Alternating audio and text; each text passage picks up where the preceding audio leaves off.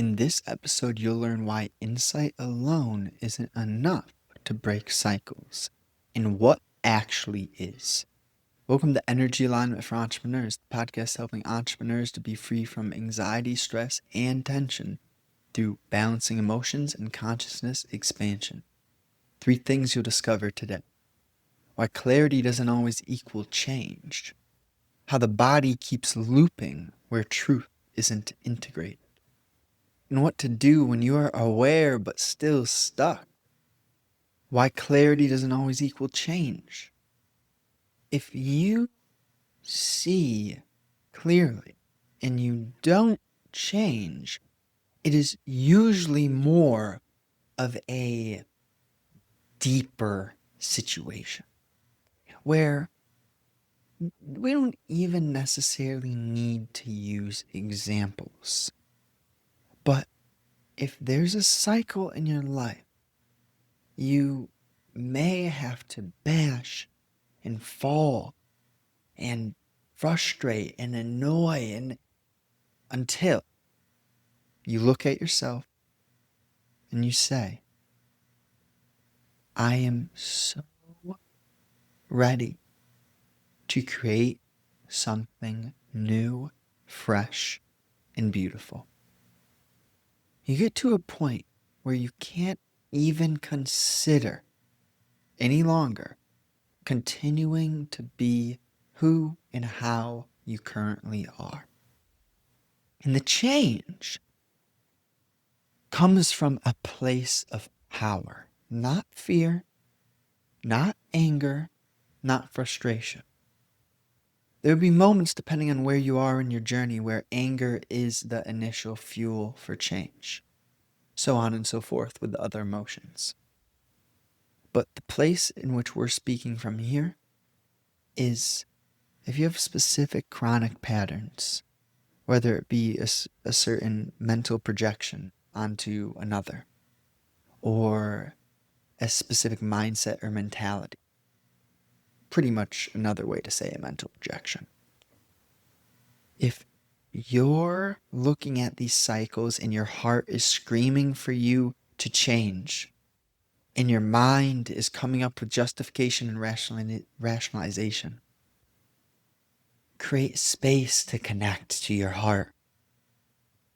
It comes in the form of hikes, martial arts, weightlifting, running, sewing, anything. Whatever works for you.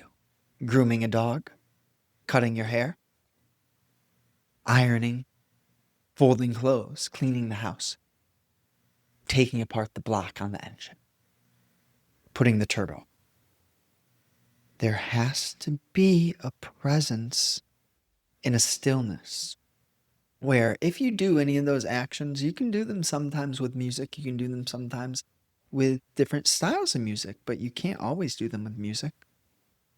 There comes a point where you realize the biggest priority in your life is not living the same day on repeat.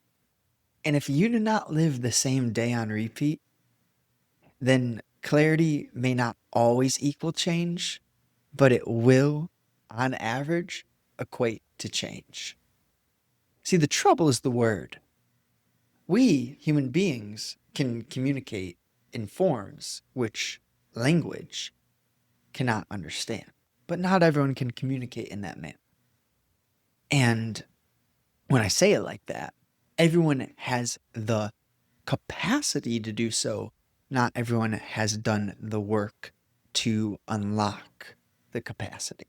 The capacity is there, but it takes work to unlock. And ultimately, you don't break a cycle by obsessing over breaking a cycle. Just as you do not find truth by seeking truth. You change your cycles by just getting to that point where there's not another choice. You break your cycles when you are done feeling weak. What does it take within you to get to a place where you are just finished entertaining weakness? Let's look at the body looping when the truth isn't integrated. And this is where it's kind of like maybe you take a cauldron, for example.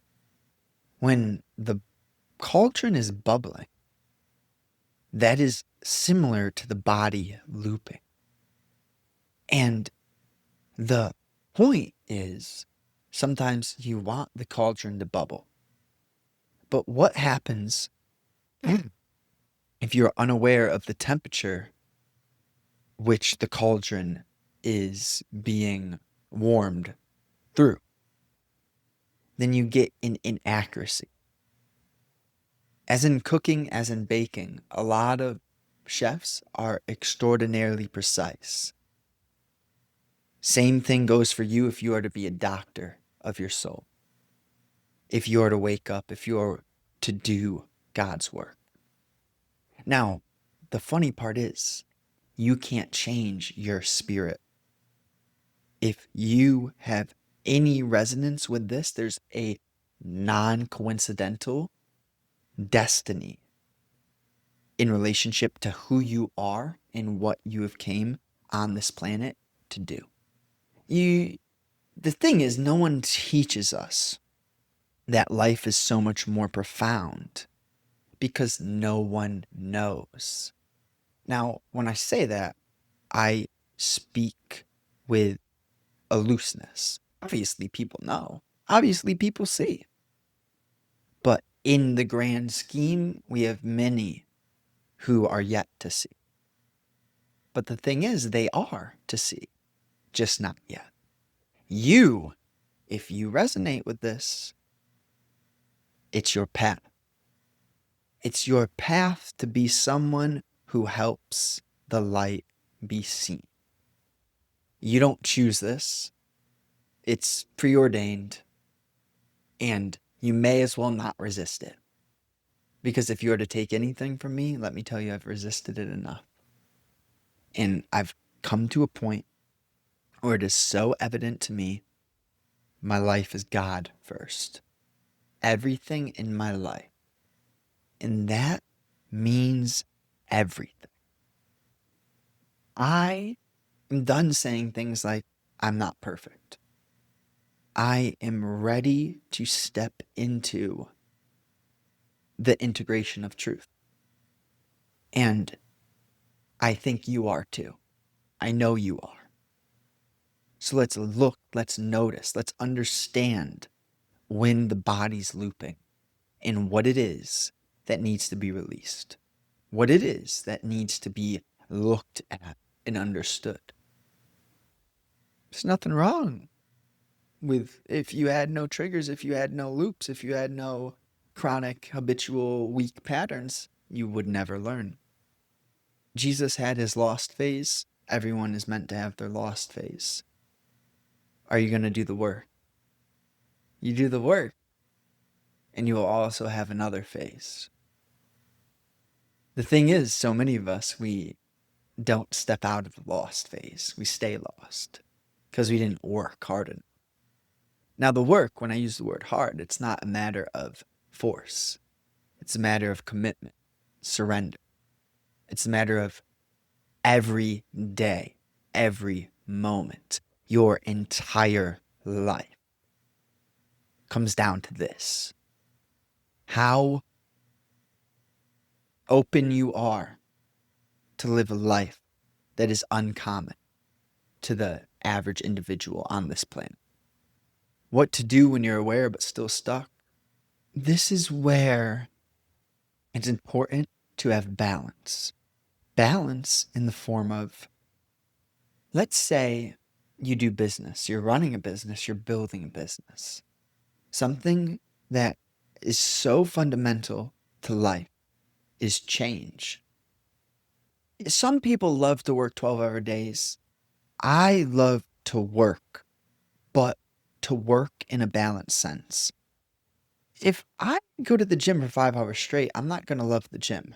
If I do business, I could do it for 5 hours straight, but it gets a little bit grimy. If I do anything without balance, I lose my love for it. But there's one thing that underlies all else. And that's the one thing which creates the balance is your relationship to God, your relationship to your own awareness. However you want to label it, it doesn't matter. Shiva, Buddha, Sufism, Allah, Christ, Moses, Yogananda, but they're just words. Baba, Baba who, Baba. No, none of it. It's the spirit, it's the soul, it's the unnameable, it's what is beyond the me. There's a bunch of different phrases. Don't get caught in the phrases, right? Notice the relationship to the words. The game of consciousness, the game of God is in between the lines of your own mind. Can you notice the moments in between your think? Do you ever not think? Huh. Those are some good questions, right? Ponder, sit, walk, dance, do whatever you love. Find what you love. Find God. Let God show you who you are. Create prosperity in your heart first. Prosperity in your heart will create prosperity in everyone around you. It may take time, it may take patience. You may get stepped on. You may be betrayed. You forgive and you love.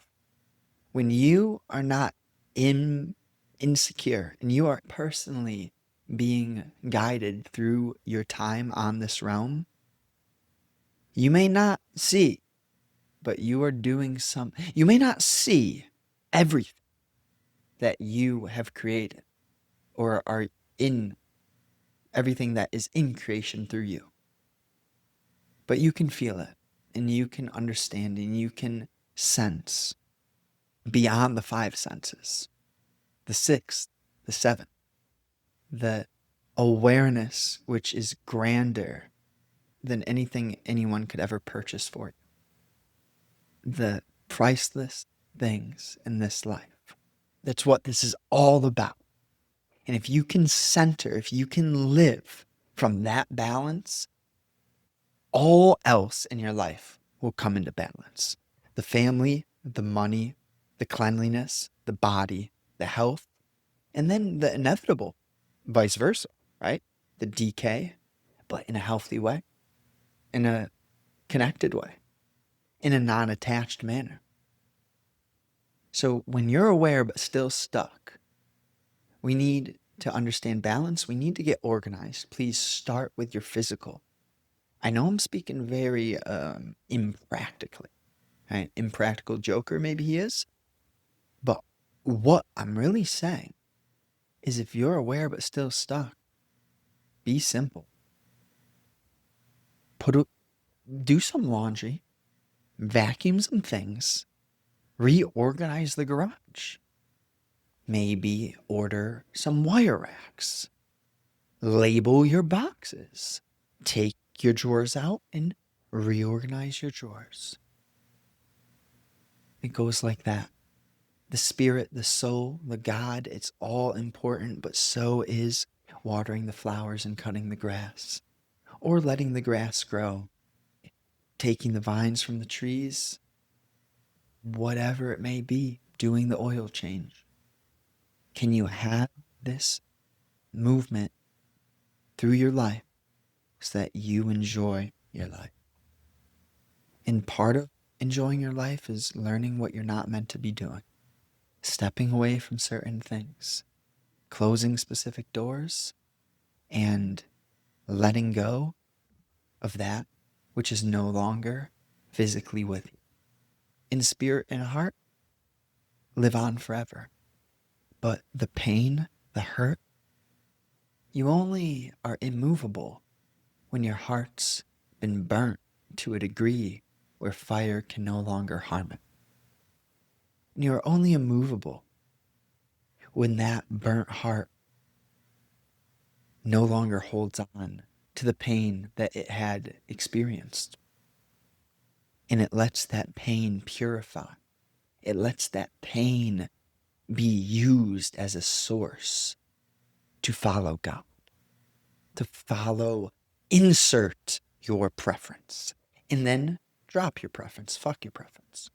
I say that out of a little bit of a diabolical joy, where we have to get good at noticing what we're inclined toward and realizing that not everyone will be inclined toward what we are inclined toward. And seeing that it's okay to have preferences, but the moment that a preference is more than a preference, it's a chain and a shackle. The moment that your opinions or your identity prevents you from being new, you might as well throw it away. So ultimately, in your heart, that you're strong and powerful and that you will not be stopped on this path and that God has your back, but you have to show God that you know he has your back. It's the tricky part about the game is you don't know he has your back. You got to figure out that he has your back. Show him that you see that and you will have your back taken care of. He will have your back. And it comes down to the word, it comes down to the thought, it comes down to the moment, the attitude, perspective, the way that you hold on and the way that holding on burns you to a point where you don't hold on anymore. You don't. But you may have to be burnt first. So wherever you are in your journey, I'm here for you. If you think it would be valuable to have one-on-one conversations, I'm open to it. That's really the premise here. What we can do is we can balance your emotions. We can unblock traumatic past experiences that may be inhibiting you from touching God. We can do whatever you think needs to be done. But I don't have too many slots and I can't work with everyone. Share it with a friend. Shoot me an email if you're interested in working together. You can check out the consultation link below. Let's go. If you really want to help me out, drop a review, but I digress. I gave you too many actions. Just do one of those. Just pick one of those. Let's go. Thank you so much. Have a great day. I appreciate you beyond words.